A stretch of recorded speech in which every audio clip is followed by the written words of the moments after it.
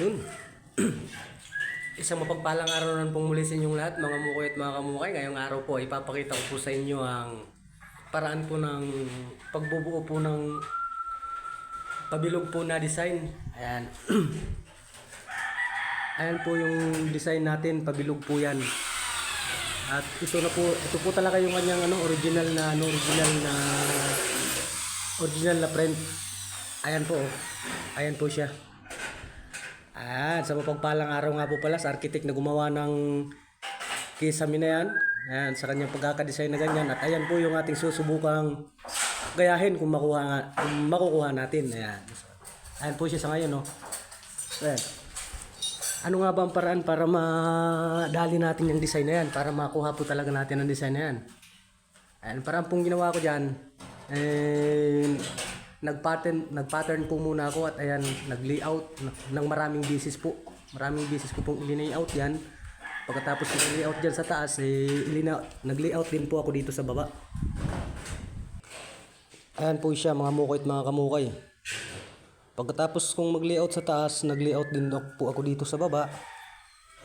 Ayan po, kung mapapansin po ninyo yung mga guhit-guhit po na yan, yung guhit po na pabilog na yan, itulad po nito, yung mga pabilog na yan, yan po yung sukat dun sa taas.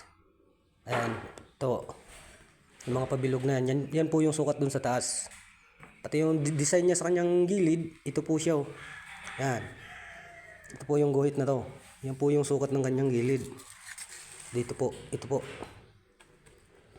Yung gilid na to, ito po yung kanyang sukat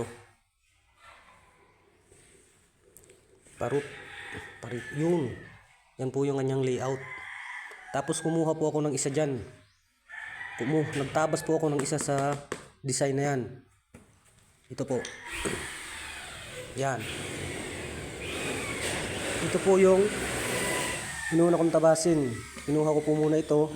Pagkatapos ay ilinapat ko doon sa taas. So bali ito po ay nahiwalay na. Bago ko hiniwalay ito, ay ginawa ko munang guide doon sa taas. Sa taas ng kisame na yan. Pagkakuha ko ng guide, yan. Bago ko na tinabas siya, hiniwalay ko na. At ito na po yung yung mga materialis para doon sa bilog po na yun. Natabas na po natin lahat. Itong pang-ilalim ay natabas na din po natin. Ito po siya. Itong pangtaas. Ito pong pangtaas na ito, malapad po yan. Ito po siya. Ayan, malapad.